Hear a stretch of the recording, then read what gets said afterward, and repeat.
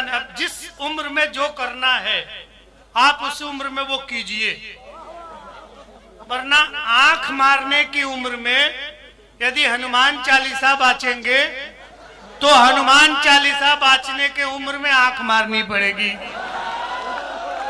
तो वो गलत हो जाएगा, गलत हो जाएगा। सबका टाइम है, जहां मारनी है आंख वहां मार लो, फिर ये मौका दोबारा आने वाला नहीं है।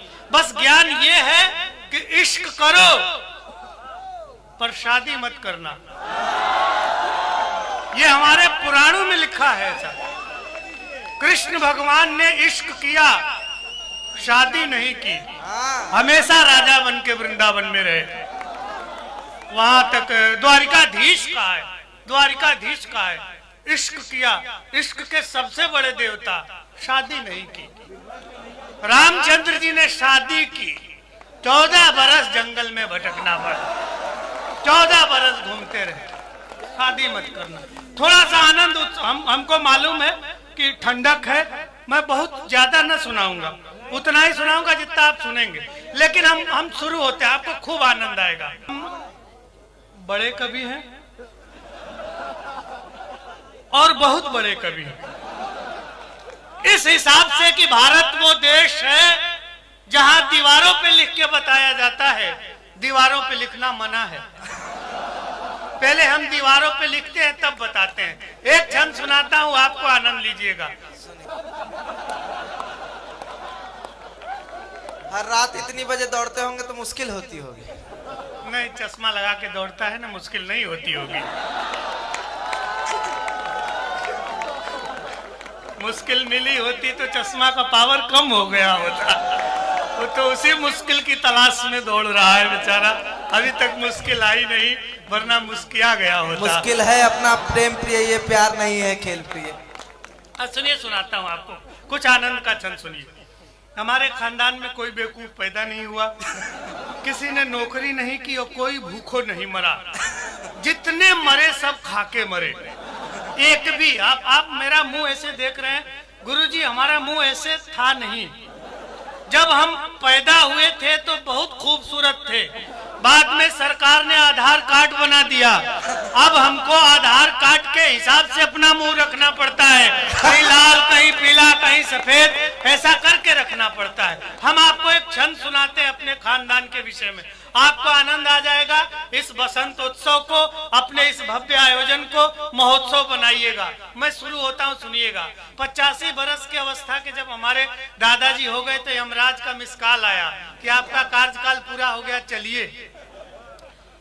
हिंदुस्तान का बुजुर्ग मृत्यु करीब आ गई हो फिर भी अपना आनंद उत्सव त्यागता नहीं है। बात यहां से शुरू करता हूं, सुनिएगा।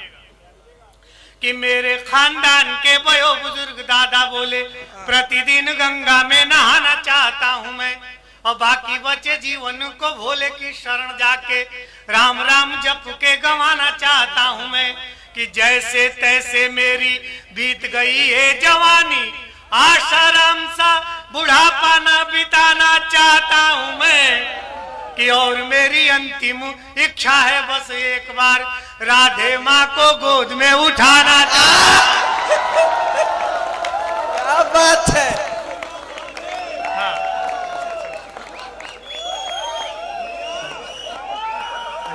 भैया चाहते वो लोग उठा रहे हैं। ऐसे हमको मालूम है, हम यही से आए। आपको क्या सुनना है, कैसे सुनना है, हमको सब मालूम है।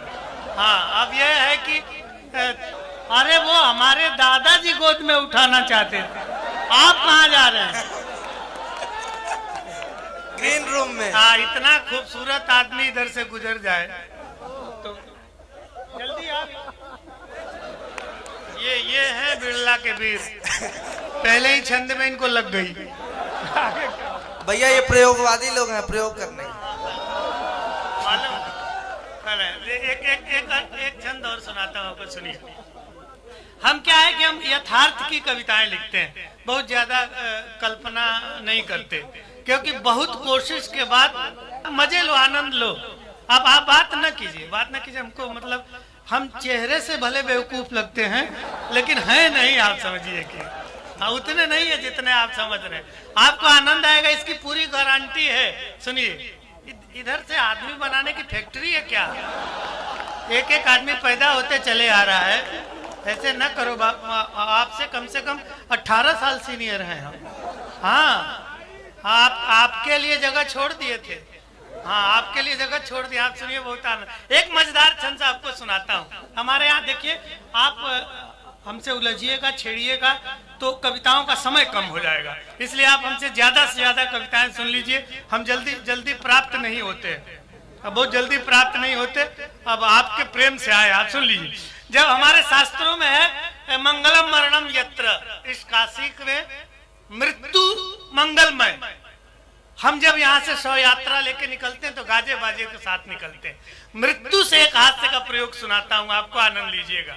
ऐसे श्रोता, ऐसे गुरुजन बहुत कम मिलते हैं, हम आपको सुनाते हैं, सुनिए। टेलीविजन खरीदा गया, गांव में बाबूजी टीवी देखने। हम आज बहुत प्रसन्न हैं। वो जो संचालन कर रही थी तो किसी लड़के ने कह दिया कि कुछ कहा तो कहेगी चुपचाप रहो, मैं सीनियर हूँ तुमसे। अब मैं भी सीनियर हूँ, मुझे धीरे धीरे बहुत प्रसन्नता हो रही है। हाँ, हम लोग संस्कृत वाले थे ना, तो सीनियर होने का कभी अनुभव ही नहीं हुआ। अब जाके सीनियरिटी का बोध आया है। आप छंद सुनिए, आपको मजा आएगा। ये पीछे के लोग, आप लोग भी ताली बजाइए।